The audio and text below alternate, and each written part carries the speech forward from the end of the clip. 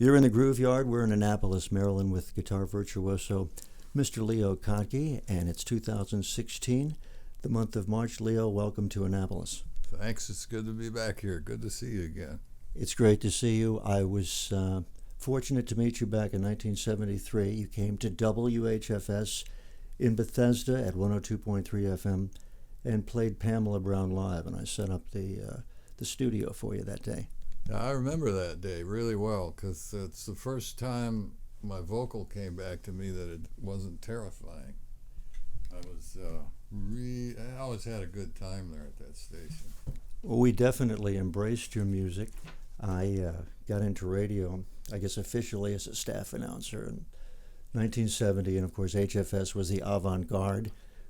Total freedom. We could do whatever we wanted, and everyone had a theme song, and the theme song that I picked was Poor Boy, done by Bucka White, a traditional blues man, and I'd use your version, and I'd use Bucka's sometimes, but I got 9 years, almost 10 years out of that tune. Thank you so much for Mudlark. Oh, thank you. I love that tune and that track. I believe my version of that thing, you're talking about the one that had a little rhythm section? Yeah, I think that was Larry Taylor playing bass on there. Wow, from Canned Heat. Yeah, and then later on with Tom Waits, and we're about to meet up for the first time almost since the 70s and play. We'll find out what we do, and he is a great player. And that was Paul Lagos on drums, he could be as sloppy as I was, and as long as the drummer is as sloppy as you are, it can work.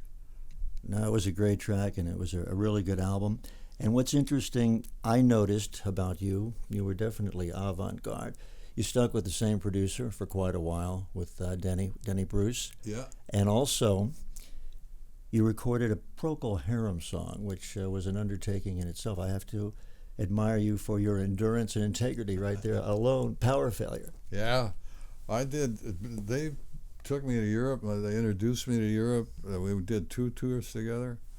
And after that, I went back and knocked on all of their promoters' doors and did the same tour myself. They were real allies. I mean, they did me a lot of favors, and I loved that band. I remember going across from Odense, I believe Denmark, to the mushy end of Europe somewhere. I forget where we got off the ferry.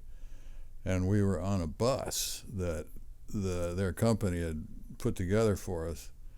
And Gary Brooker was going through all of his Fats Domino stuff. And BJ was there pounding on things, and I was playing. And in one of those unforgettable trips. Definitely, I had the honor of bringing him on stage a couple of years ago, and it was an honor to meet Gary and the band. And what can you say? They're still tremendous today. You're in the Grooveyard. It's Blue Groove Sounds in Arlington, Virginia, 5852 Washington Boulevard. Our guest, guitar virtuoso, Mr. Leo Kottke, playing tonight at the Ram's Head in Annapolis on stage. And not only Procol Harum tunes, you also took on the Byrds, 8 Miles High, which was quite an undertaking back then. You did Nick Lowe in the 80s, and you did the Beau Brummels. You know, the Beau Brummels responsible for influencing a lot of people in that San Francisco sound, that San Francisco folk thing, right? Oh, I believe that. I know that's true, and I've blanked on the singer's name, but it was one of the great voices. Ron Elliott. Well, and you worked with Jack Nitsche, a cat that worked with the Stones, and Neil Young.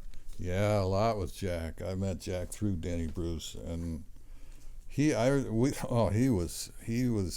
a cranky guy, and he was the only person I've run into who had that much just sort of ingrown musicality. I mean, it turned back on him like a toenail and merged with him. Is Ricky Lee Jones. I sat in his living room one night, and he played a song that he'd written and he played it and sang it, and he was playing a little tiny, like 3-key Farfisa plugged into, it wasn't even 110, it was probably 93, and and he had a voice.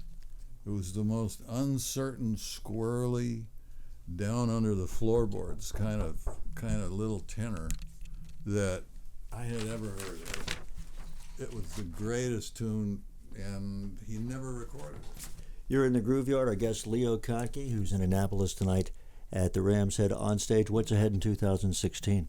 Well, I'm still thinking about Jack and that tune. He wrote about this voodoo practitioner in New Orleans named Marie Laveau, and it was a beautiful tune. And then some Nashville hat act recorded another take on Marie Laveau, and Jack would never let anybody hear his. And it was unforgettably good. Speaking of Marie Laveau, you think of Dr. John, you think of Mardi Gras, you think of Woodstock, New York, the 50th anniversary of Woodstock coming up in 2019. Any thoughts? I know when you think of the band, it's music from Big Pink, but what about regards from old Chuck Pink? That was a great segue, by the way. There was some real experience in that segue. Yeah, that sounds really good to me. That'd be great company. I almost made it to Woodstock, not as an act, but as down in the mosh pit, but I didn't make it. Well, come on, you got to do it for Timmy Harden. You got to do it for Richie Havens, the 50th anniversary. Let's clear the calendar now, Leo. Let's do it seriously. Yeah, no, I can't. The only time I ever got in trouble with my agent, who I've been with for 46 years, is when I took a job without bringing him in on it. Well, please talk to him. But we got to have you there, all right? We really appreciate you taking time. I hope you'll come by the record store and sell some of your records with us. Oh, that'd be nice. I leave tomorrow, but I'll be back. Leo, thank you so much. The 50th anniversary of Woodstock coming up in 2019 and a movie on WHFS 102.3. We want to get more thoughts and reflections from you later on in the future, okay? It'd be a pleasure. Break a leg, sir. Thank you.